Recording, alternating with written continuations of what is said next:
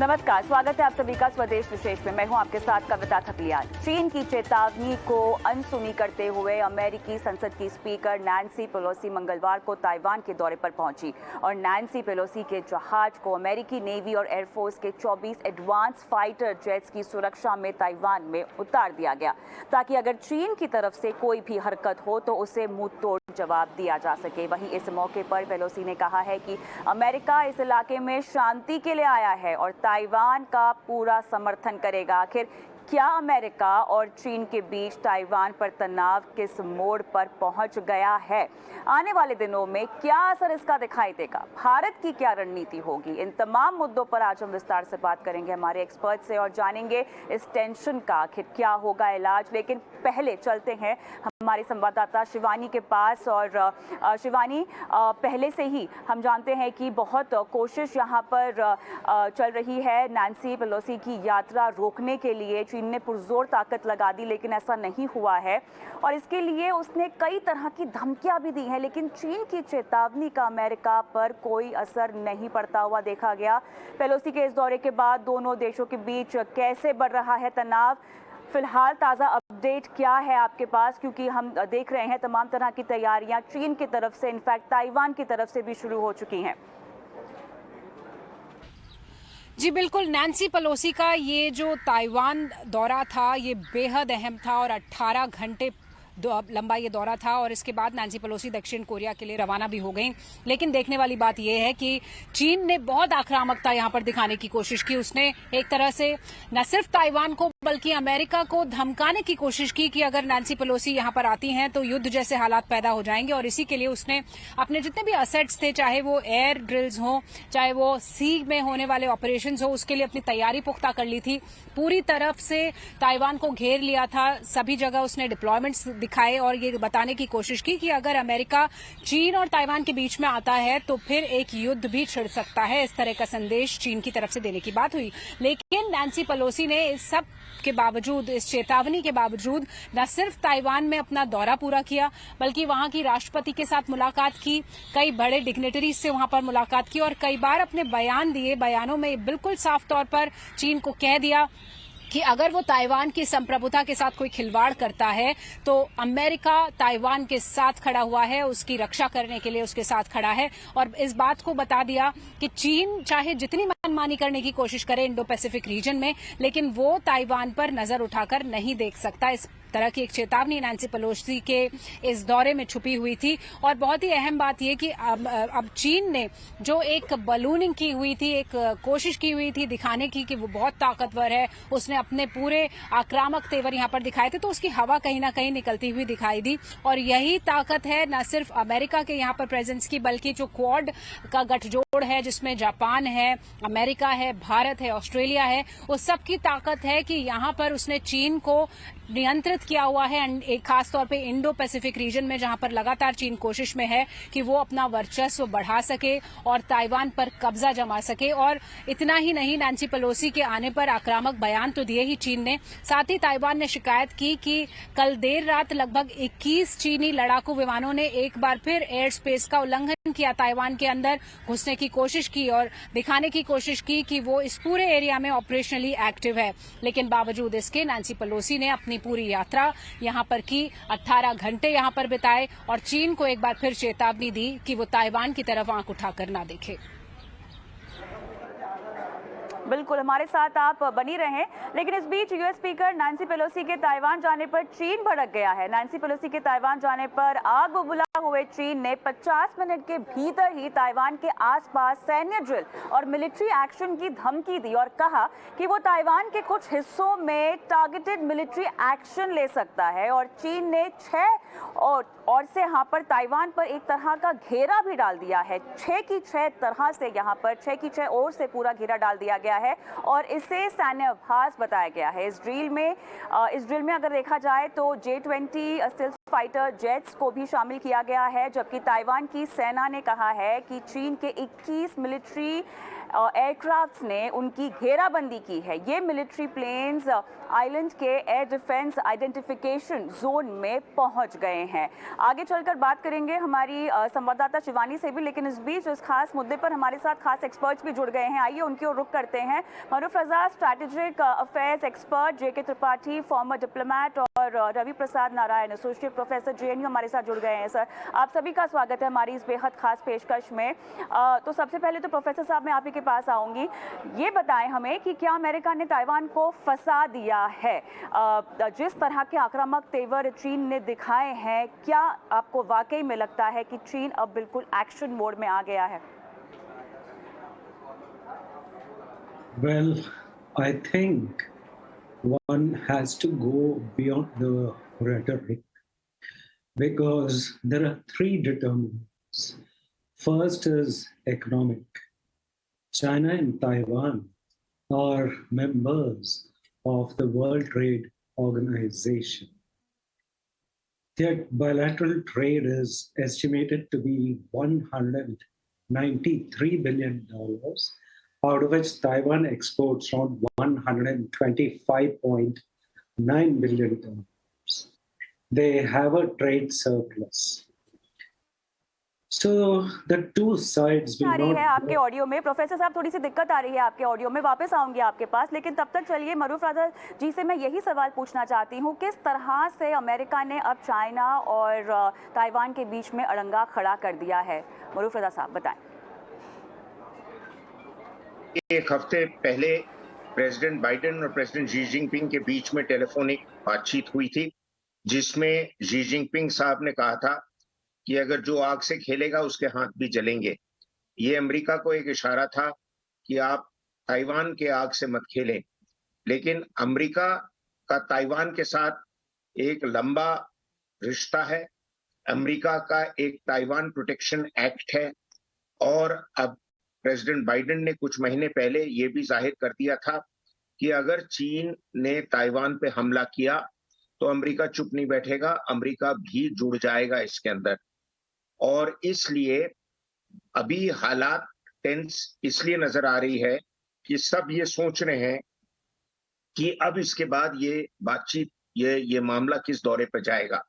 दूसरी बात यह है कि जो नैन्सी पेलोसी हैं, वो अमेरिका की बहुत सीनियर पॉलिटिशियन हैं, और उनको चाइना के खिलाफ कई चीजों में बहुत सालों से चाइना के खिलाफ वो अपना ऐलान करती आई हैं। उन्होंने दलाई लामा साहब से भी मुलाकात की थी और चीन को इसके बारे में काफी नाराजगी थी। उन्होंने चीन के पुराने राष्ट्रपति हू जिनताओ को एक अपने हाथ से चिट्ठी पकड़ाई थी, कहे कि आप पॉलिटिकल प्रिजनर्स को सबको छोड़ें। और अब उसने ये दिखा दिया है कि वो ताइवान के लोगों के साथ खड़े हुए हैं, और ये बहुत अच्छी बात है, क्योंकि ताइवान से अमेरिका ने ये सब ऐलान तो किए हैं, लेकिन ताइवान को डिप्लोमेटिक रिकग्निशन एक अलग नेशन स्टेट का अमेरिका देने से अब कई सालों से इनकार कर चुका है, और इसकी वजह से चीन का हौसला और बढ़ गया है।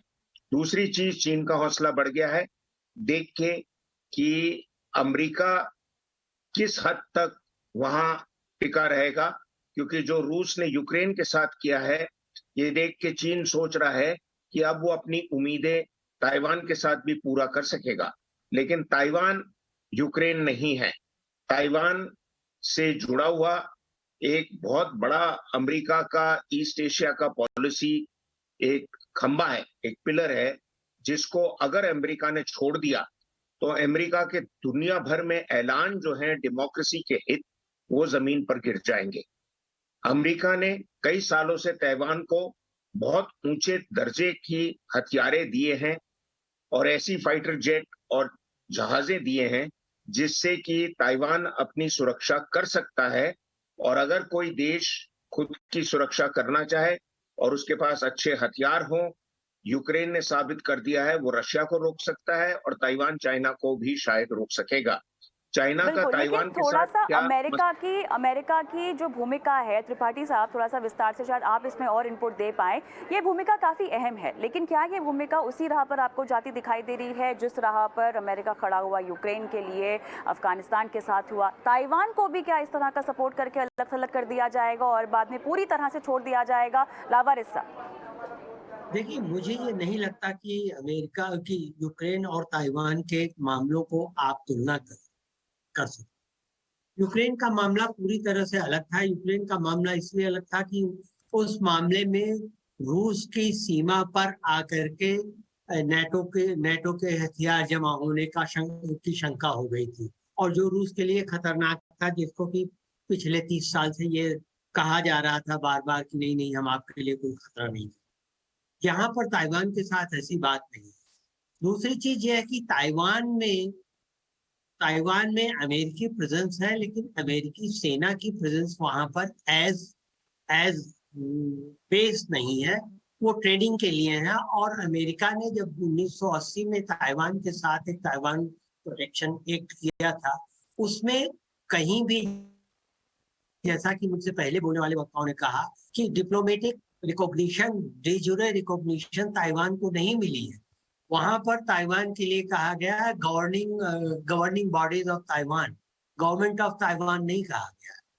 तो इसमें अमेरिका उतनी मदद तो नहीं कर पाएगा, लेकिन यह है कि अमेरिका के हित क्योंकि और देशों में आसपास के हैं, उसके जापान में, उसके साउथ कोरिया में, फिलीपींस में बहुत हित है, ऑस्ट्रेलिया में है, इसलिए अमेरिका इसको छोड़ना नहीं चाहिए। इसलिए अमेरिका ताइवान को अकेला ऐसे नहीं छोड़ सकता है, क्योंकि दूसरी चीज है कि ताइवान के साथ जो रिलेशंस हैं, न सिर्फ चीन के बल्कि और देशों के इसलिए भी ज्यादा है कि ताइवान सेमीकंडक्टर कंपनी जो है, मैन्युफैक्चरिंग कंपनी, वो दुनिया के सेमीकंडक्टर्स का 63% से ज्यादा उत्पादन करती है।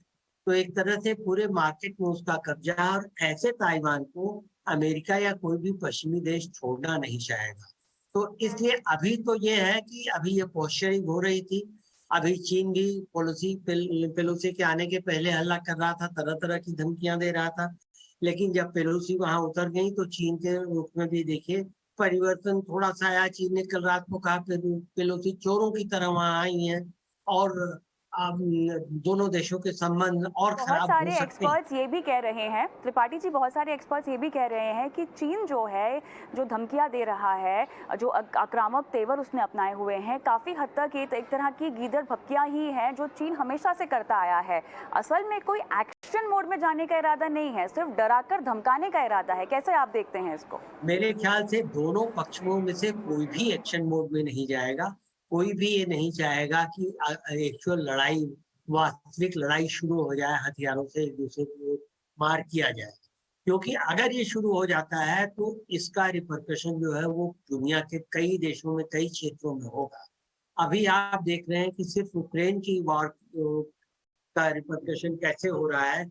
पश्चिम के देश परेशान हैं और गरीब देश परेशान हैं। पेट्रोल के दाम बढ़ रहे हैं, चीजों के दाम बढ़ रहे हैं, चीजों की अवेलेबिलिटी खत्म हो रही है। तो और ये सब के बाद जो न्यूक्लियर वार का खतरा, वो तो बहुत दूर की बात है, वो तो अभी है नहीं। लेकिन ये कि इतने सब परेशानियों के चलते कोई भी दोनों में से पक्ष नहीं चाहेगा कि वो एक्चुअल लड़ाई की जंग की शुरुआत करें। हाँ, ये पोस्चरिंग होगी, और ये पोस्चरिंग इसलिए भी देखिए दोनों के लिए जरूरी है। अमेरिका के लिए जरूरी इसलिए है कि अफगानिस्तान में मुंह के खाने के बाद उनका पॉपुलैरिटी ग्राफ बहुत गिर गया था बाइडेन का, और अब जो अल जवाहिरी की वजह से थोड़ा सा उभरा, और ये अमेरिका ये दिखाने की कोशिश करता है कि देखिए हम अपने यहाँ अपने लोगों, हम अभी भी विश्व की शक्ति हैं। और ये जान लीजिए कि अमेरिका कभी भी अपने सैनिक कहीं और नहीं उतारेगा। देखिए, न उसने यूक्रेन में उतारा और न ही ताइवान में उतारा। या दूसरी ओर चीन की मजबूरी यह है कि चीन में इस अक्टूबर में चुनाव होने हैं। कम्युनिस्ट पार्टी में एक तरह से दिखाना है अपनी डोमेस्टिक कॉन्स्टिट्यूंसी को, शी जिनपिंग को दिखाना है कि मैं अभी भी पावरफुल हूँ और चीन अभी और नंबर 1 पावर बनने की कोशिश में, और हम हम डटे रहेंगे, भले ही असल में वो ना हो, लेकिन ये दिखाने की कोशिश है अपनी अपनी डोमेस्टिक कॉन्स्टिट्यूंसी के लिए। इसलिए मैं कहता हूँ साइकोलॉजिकल वॉर ज्यादा है, पोस्चरिंग बिल्कुल। ज्यादा है तो एक्चुअल वॉर हाँ, की तरह। तो अगर रज़ा साहब ये पोस्चरिंग है, तो अब मुझे ज़रा समीकरण समझना है चीन और अमेरिका का। जिनपिंग साहब ने बाइडेन साहब से फ़ोन पर बाकायदा बात की, कड़े शब्दों में कहा कि ऐसा नहीं होना चाहिए और ताइवान नहीं पहुंचनी चाहिए आपकी रिप्रेजेंटेटिव। उसके बावजूद भी अमेरिका ने ये स्टैंड लिया है। अब जो एक कड़ा संदेश दिया है अमेरिका ने कि हम तो ताइवान के साथ है, इसको अब चीन कैसे समझेगा? इवन इफ ये एक तरह का केवल उन पर दाव दबाने की अगर हम बात कहें जो ताइवान के साथ चीन करना चाहता है, कहीं ना कहीं अमेरिका का मैसेज आपको कितना कड़ा लगता है, कितना स्ट्रेट लगता है? देखिए, अमेरिका का मैसेज 2-3 भागों में चीन को दिया जा रहा है। एक तो बाइडेन साहब की जो बातचीत हुई राष्ट्रपति शी जिनपिंग के साथ, दूसरी अभी जो नैन्सी पेलोसी की फ्लाइट आई वहां पे, वो अमेरिका की सरकार पूरी उसकी जिम्मेवारी नहीं ले रही है, लेकिन वो अमेरिकन एयरफोर्स की ट्रांसपोर्ट एयरक्राफ्ट में आई। वो एक एडमिनिस्ट्रेशन का हिस्सा नहीं है, क्योंकि अमेरिका के अंदर फॉरेन पॉलिसी का जो मुद्दा है और जितने भी मुद्दे हैं वो राष्ट्रपति और उनकी एडमिनिस्ट्रेशन उससे डील करती है। नैन्सी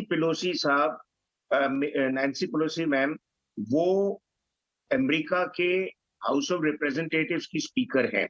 अमेरिका की जो पूरी चलाने का तरीका है, उसके अंदर एक राष्ट्रपति की सरकार होती है, एक हाउस ऑफ रिप्रेजेंटेटिव्स होते हैं, वो जो कानून पास करते हैं तो उसको अप्रूव करते हैं या रिजेक्ट करते हैं, और आखिर एक सुप्रीम कोर्ट है। ये तीनों 3 खंबे हैं जिनके ऊपर अमेरिकी सरकार या अमेरिका का देश चलता है। तो नैन्सी पेलोसी बहुत एक ऊंचे दर्जे की पॉलिटिकल रिप्रेजेंटेटिव है, लेकिन भारत की डेमोक्रेसी की तरह नहीं कि सारे ही रिप्रेजेंटेटिव किसी ना किसी पार्टी के साथ मिले हुए होते हैं।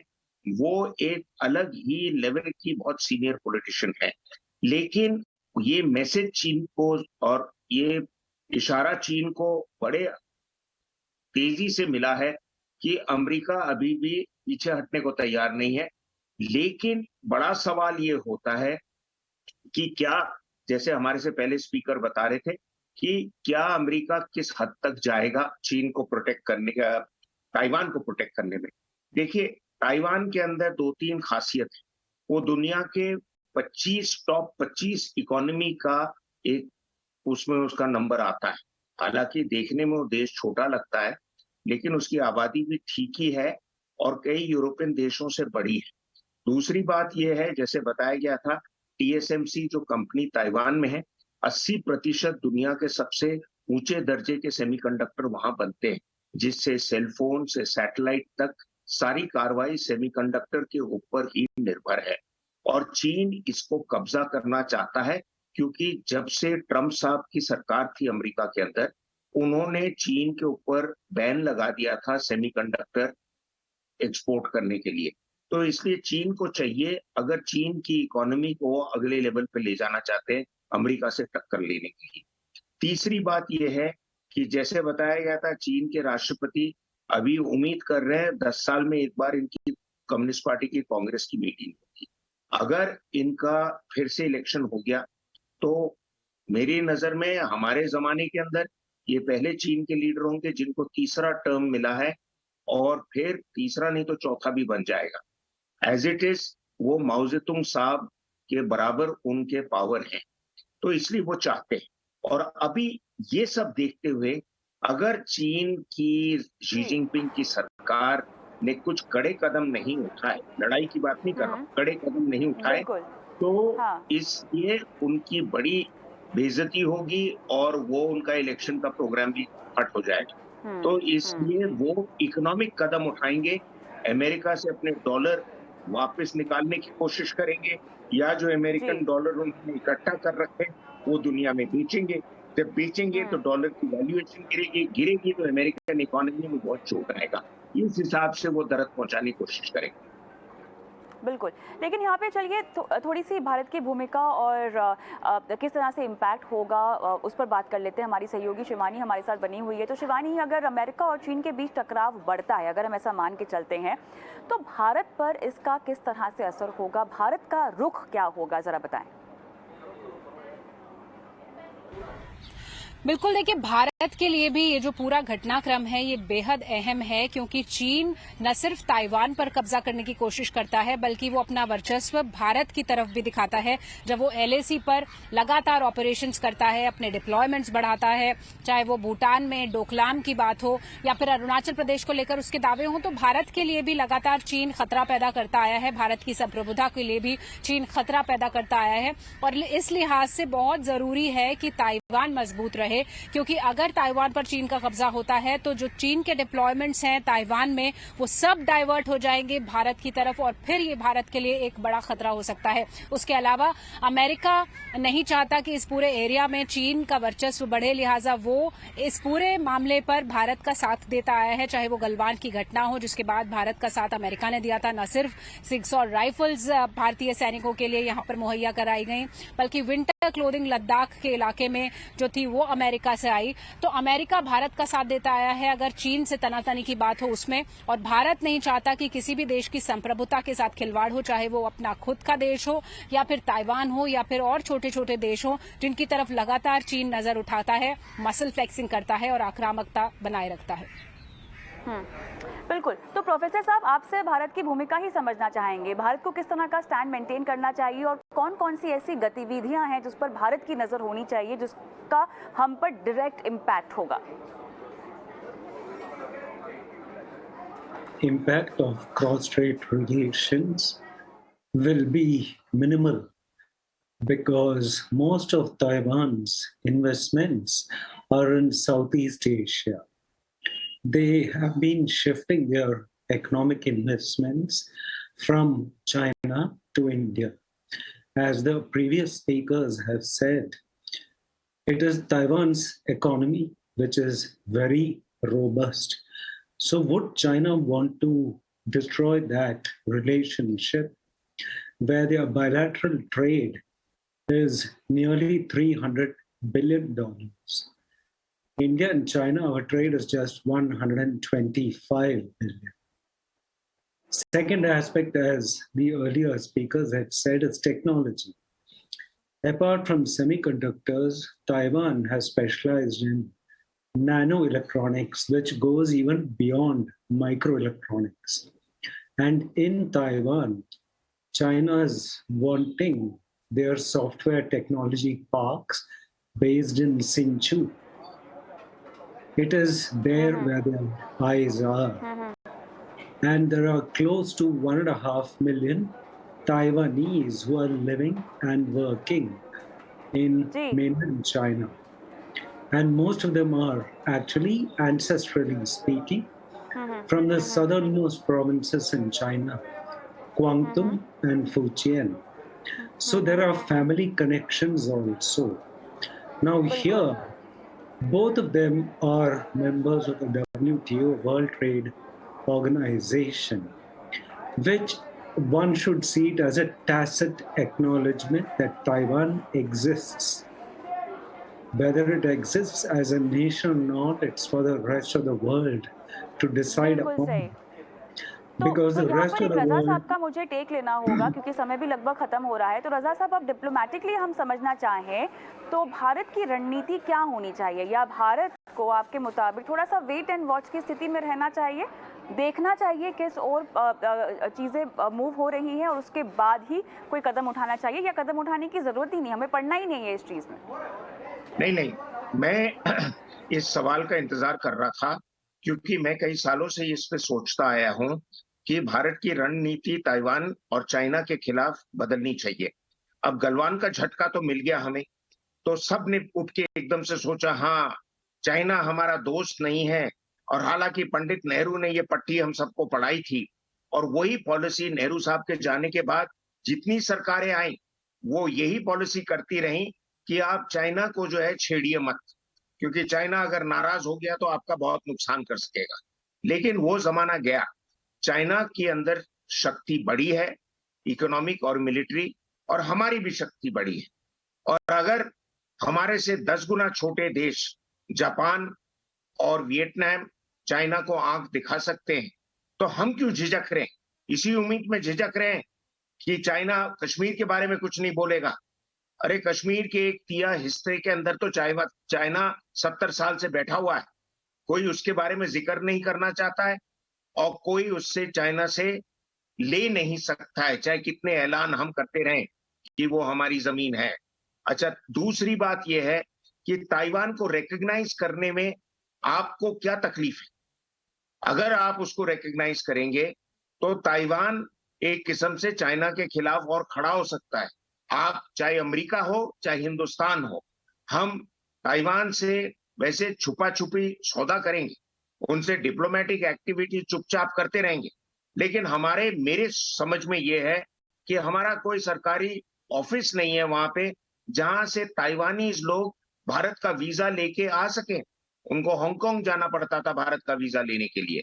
क्यों नहीं हम ये सब कदम उठाते हैं? यही हम सोचते हैं कि चाइना हमारे तरफ नरमी से देखेगा। पंडित नेहरू ने तो बड़ी कोशिश कर ली और हमको तमाचा मिल गया 1962 में, 62 में। क्या हम अभी भी यही उम्मीद करते हैं कि हम चाइना को छेड़ेंगे नहीं? छेड़ भी दिया तो क्या कर लेगा चाइना आपका? ये हमको विचार करना चाहिए और हमारी रणनीति बदलनी चाहिए, क्योंकि ताइवान के साथ हमको ज्यादा फायदे हैं, चाहे आपका $125 मिलियन का ट्रेड हो, लेकिन अगर व्यापार आपने हो तो चाइना को ज्यादा दिक्कत होगी, हमको कम होगी। हमको सोच के चलना चाहिए कि हमको कड़े कदम उठाना पड़ेगा अगर हमारे को दुनिया के देशों के बीच में और इज्जत जीतनी है। बिल्कुल, तो वक्त आ गया है थोड़ा सा कड़ाई से और रणनीति में बदलाव लेकर और बदलाव देकर रणनीति को भारत को आगे बढ़ना होगा फिलहाल। लेकिन बहुत बहुत धन्यवाद आप सभी का इस खास पेशकश में शामिल होने के लिए और स्वदेश विशेष की आज की इस पेशकश में मुझे भी इजाजत दें। नमस्कार।